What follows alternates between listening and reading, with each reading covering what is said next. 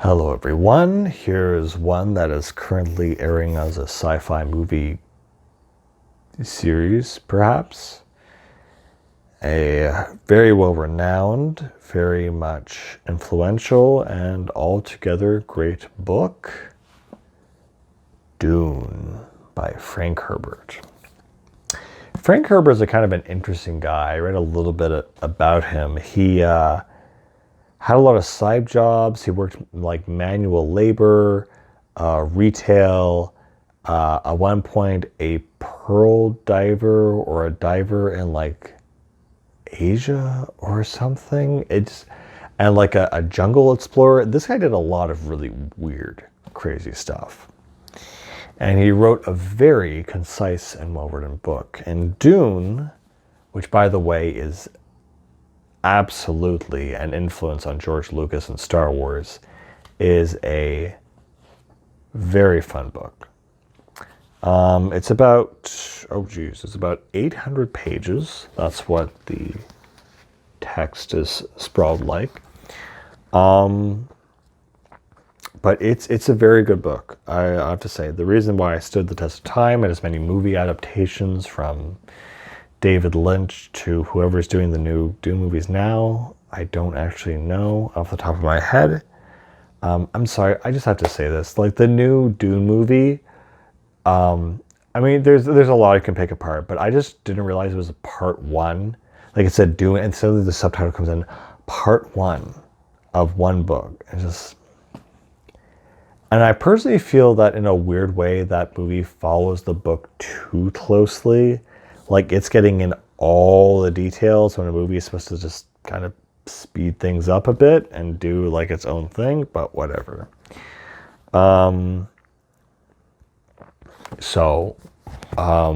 What is Dune about?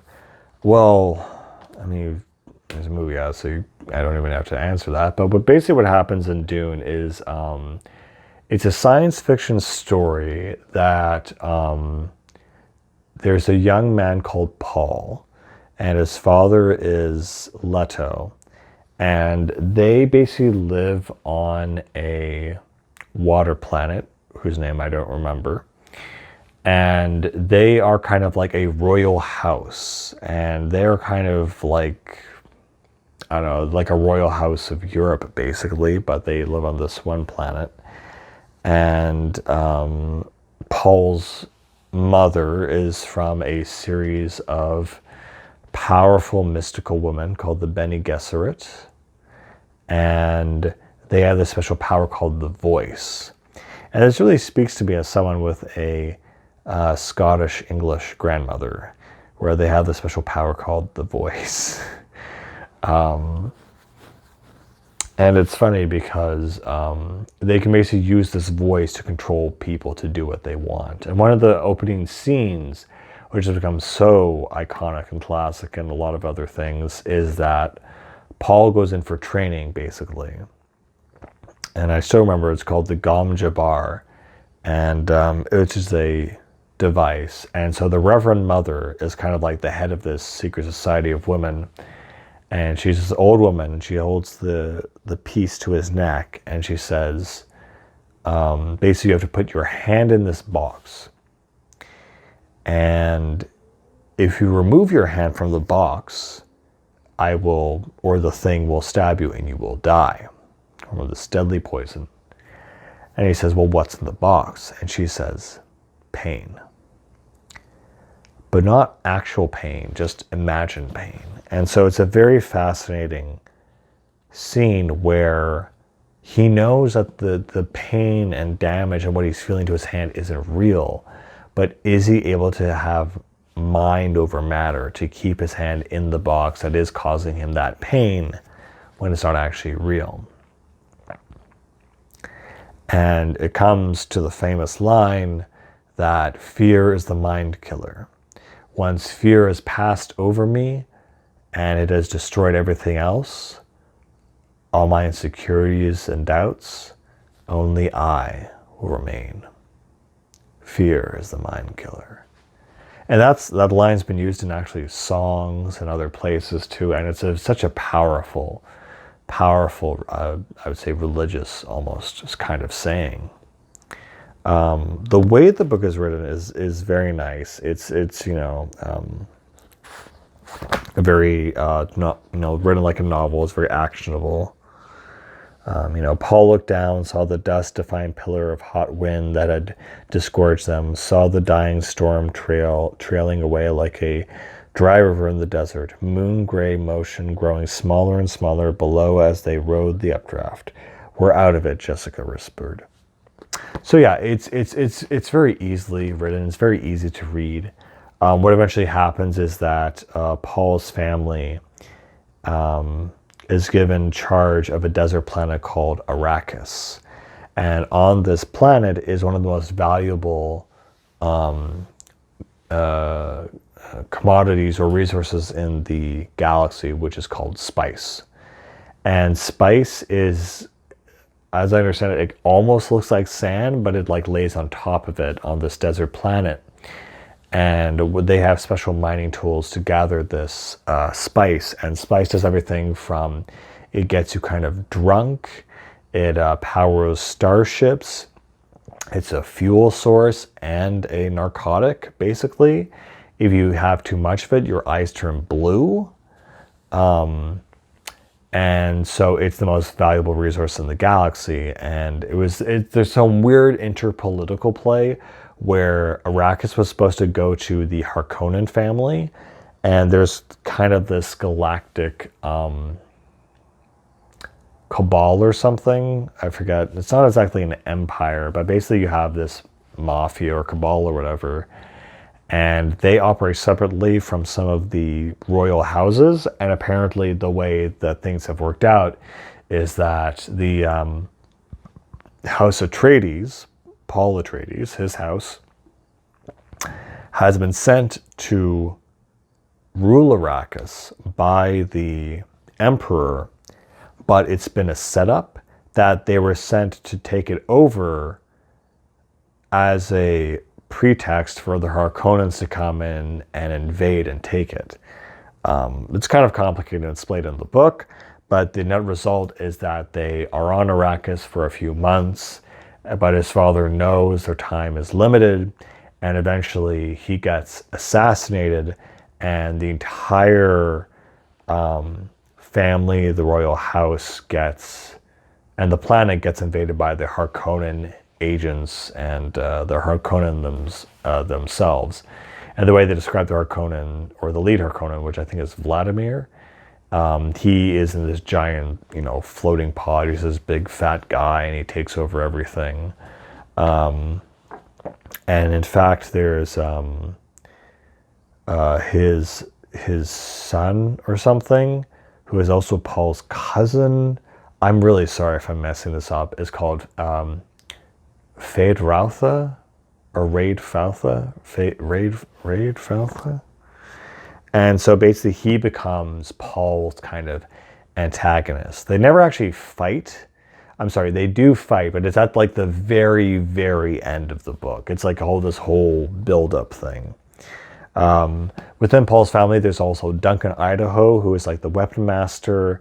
There's other characters who are part of the administration of the family friends, almost like the knights, the scribes and servants of a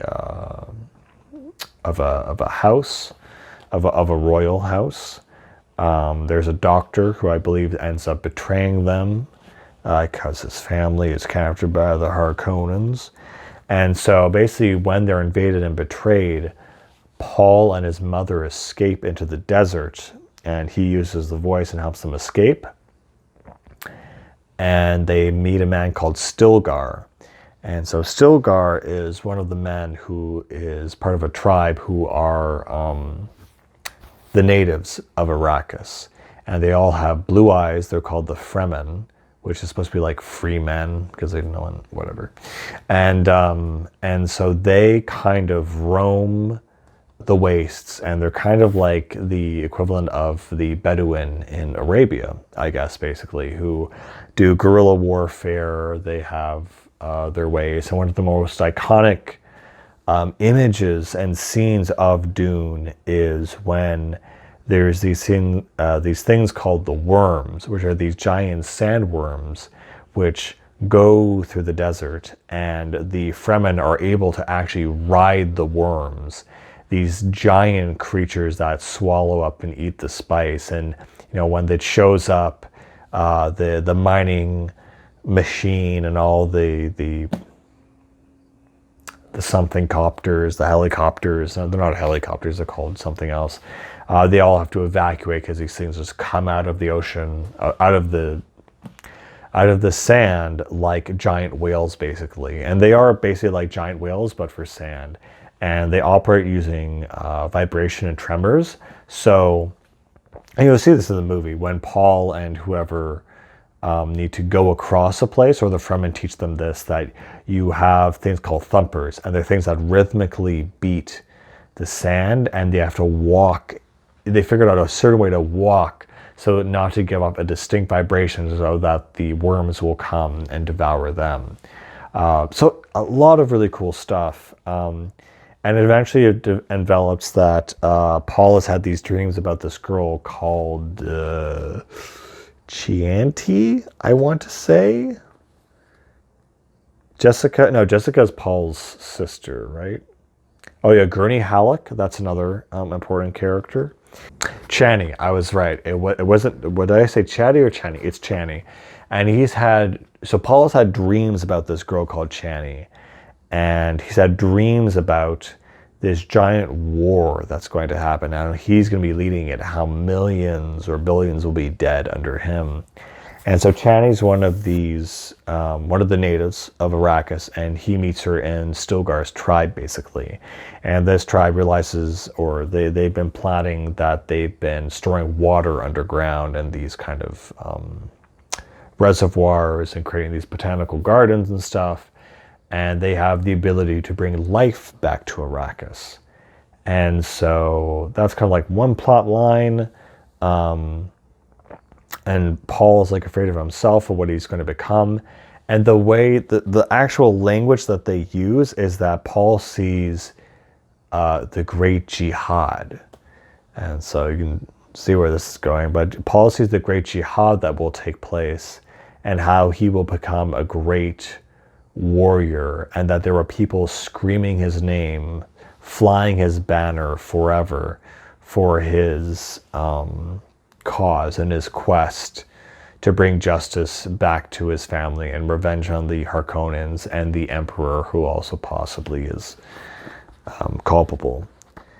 So yeah, it's a great story. I kind of gave you the highlights there, but of course, if you want to get all the details and exactly the characterization, it's all very interesting.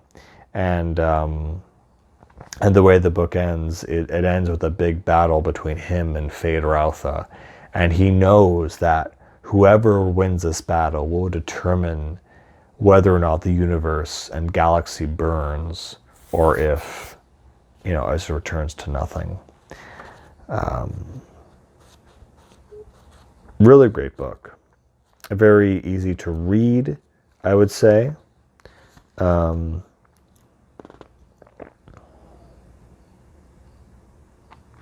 And this has spawned a bunch of sequels as well. I actually haven't read them, but this is like proper science fiction. This is like where, yes, there's science, but the fiction is more important than the world that it takes place in, really. And it borrows things from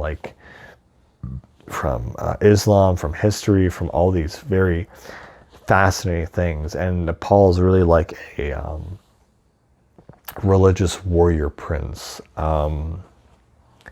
Very cool stuff. And honestly, like Dune, I think it describes as having a desert planet with two suns. That's freaking Tatooine from Star Wars. I mean, come on.